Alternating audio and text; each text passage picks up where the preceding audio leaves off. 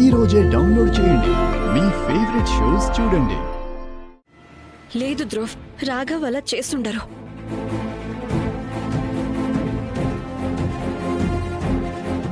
నేను చెప్పేది అక్షరాల నిజం. ఈ నాదే కాదు, నీ జాబ్ కూడా పీకించేయగలరు. అవును, ఉద్యోగం పీకించగలరు, కానీ అలా చేసే వ్యక్తి కాదు. ఆయన గురించి తెలుసు. అక్క నీకేమైంది? నువ్వు ఎప్పుడు ఇన్ని ఎందుకు వెనకేసుకొస్తున్నావు? నేను ఎవరిని వెనకేసుకు రావటం లేదు ధ్రువ్, కేవలం నా మనసు కనిపించింది చెప్తున్నాను. ఇన్ని రోజుల రాఘవ్ గురించి ఈ మాత్రం తెలుసు. ఆయన ఇలా ఏమైనా చెయ్యాలి అనుకుంటే ధైర్యంగా నీకు ఎదురుగా వస్తారు, చాటుగా కాదు. ధ్రువ్, తన విషయంలో పొరపాటు పడుతున్నావు. వావక్క, నీకింత తక్కువ టైంలో ఈయన గురించి ఎంత బాగా తెలిసిపోయిందా? నువ్వు నా అక్కలానే లేవు. ఈ డబ్బున్నోళ్ళ అబద్ధాల రంగు నీకు అంటేసుకుందక్క. నువ్వేం మాట్లాడుతున్నావు ధ్రువ్? నేను నీ అక్కనిరా. కాదు, ఇక మీద చూడండి, మిస్టర్ అండ్ మిస్సెస్ సూర్యవంశీ. ఇప్పుడు ధ్రువ్ ఏం చేస్తాడు చూడండి. మీ పొగరు, అహంకారం అన్నీ మీ డబ్బును చూసుకునే కదా. నాకు కూడా టైం వస్తుంది. నేను కూడా డబ్బు సంపాదిస్తాను. అది ఎంత సంపాదిస్తానంటే మీ ఎదురుగా వచ్చి మిమ్మల్ని ఢీ కొడతాను.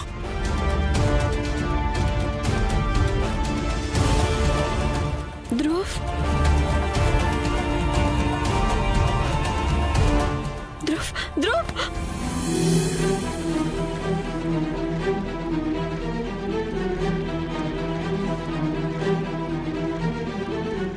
మర్యాదగా ఉండదు నువ్వు అతని వెనకాల వెళ్తే. ఈరోజు అతను ఇలా ప్రవర్తించాడంటే దానికి కారణం నువ్వు చేసిన గారాభమే.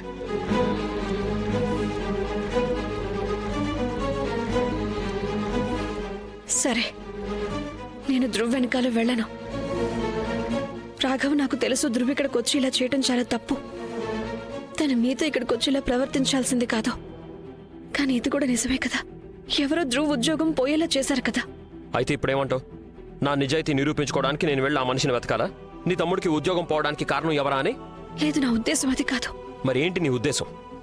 నీ తమ్ముడు అన్ని వెర్రి చేష్టలు, పిల్ల చేష్టలే. అండ్ నువ్వు అతన్ని కరెక్ట్ చేయాలంటే నువ్వు ఈ విషయాన్ని ముందు యాక్సెప్ట్ చేయాలి. అండ్ నేను ఇంకెప్పుడు ఇలాంటివి సహించను.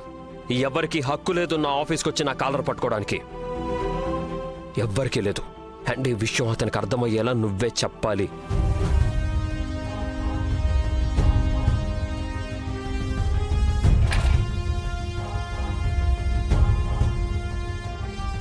ఇవన్నీ అనుకున్నంత సులువేం కాదు, మీకు అనిపిస్తున్నట్టు. నేను ధ్రువ్తో మాట్లాడడానికి వెళ్తాను, కానీ తనకి నేనేదో చెప్పేస్తే తను అర్థం చేసుకుంటాడు, వినేస్తాడు, ఒప్పేసుకుంటాడు. అలా ఏం ఉండదు రాఘవ్. మీ చెల్లి మీరు చెప్పినట్టు ఎలా అయితే వినదో, అలాగే ధ్రువ్ కూడా ఏం కీ ఇచ్చే బొమ్మ కాదు. నేను వాడి కీ తిప్పగానే వాడు నా వెనకాల డప్పు కొట్టుకుంటూ వచ్చాడానికి. నిజంగా నేను ఎలా ఆలోచిస్తున్నానంటే, మనం మనకంటే చిన్న వాళ్ళకి కొంచెం స్పేస్ ఇవ్వాలి. అప్పుడే కదా వాళ్ళు పెద్ద అవుతారు. అదే మనం అనుకున్న దానికి భిన్నంగా వాళ్ళు పెద్ద అయినా కూడా అప్పుడే వాళ్ళ బాధ్యతలు వాళ్ళు మోయగల శక్తి వాళ్ళకొస్తుంది.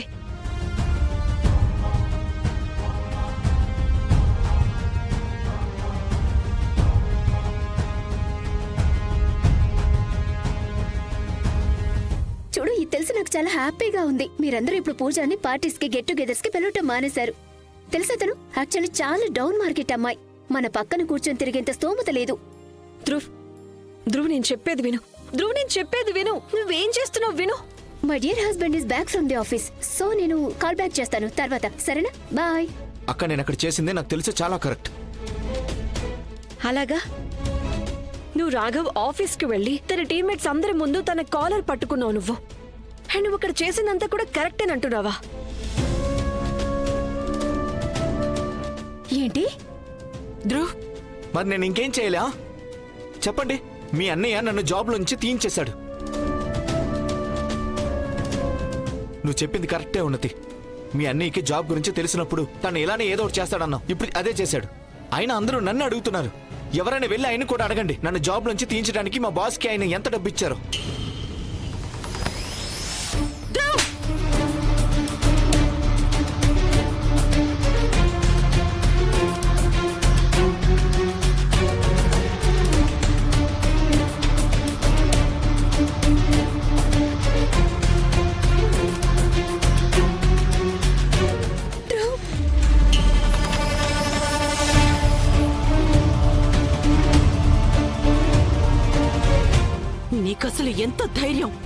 రాఘవ్తో అలా ప్రవర్తించడానికి?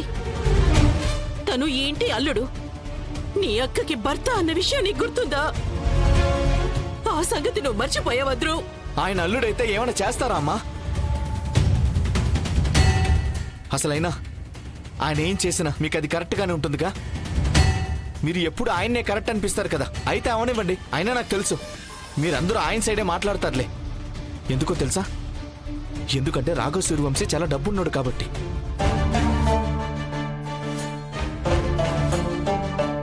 కానీ నాకు ఆయన ముందు పరువు అనేదే లేదు కదా. ధ్రువ్ నిన్ను అసలు అమ్మా అమ్మా వద్దు అమ్మా ప్లీజ్. నువ్వు అమ్మని ఎందుకు ఆపావు? కొట్టనివ్వాల్సిందిగా. అయినా ఇలాంటివన్నీ జరిగినా నువ్వు నీ పరమ పూజ్య భర్తని వెనకేసుకొస్తున్నావు కదా. నీ పిచ్చి వాగుడు ఆపు ధ్రువ్. నోరు మూసుకొని రాఘవ్ దగ్గరికి వెళ్ళి తనకి క్షమాపణ చెప్పు. నేనేం చెప్పను. క్షమాపణ అయితే ఎప్పటికీ చెప్పను.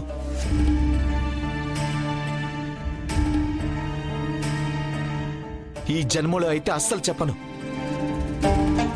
ఇప్పుడు మీరందరూ నిర్ణయించుకోండి. మీకు ఎవరు కావాలి? నేనా ఆయన? ఒకవేళ ఆయన అయితే నేను ఈ క్షణమే ఈ ఇల్లు వదిలి వెళ్ళిపోతాను.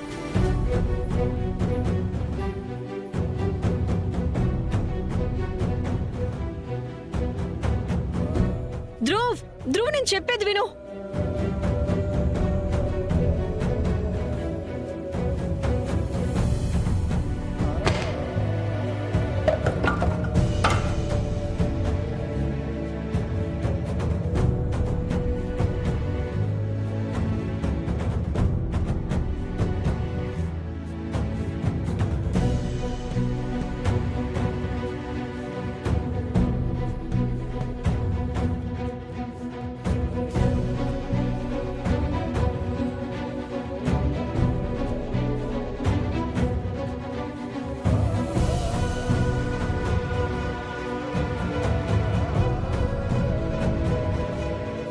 రేఖ, ధ్రువ్కి తోడుగా ఇక్కడ మేమందరం ఉన్నాం.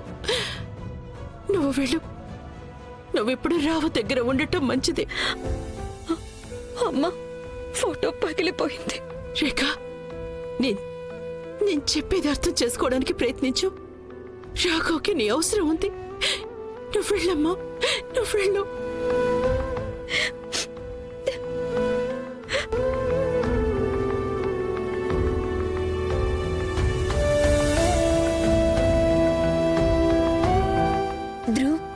ఉన్నతి ప్లీజ్, నాకు ప్రస్తుతానికి ఎవరితో ఏమీ మాట్లాడాలని లేదు. నన్ను ఒంటరిగా వదిలే.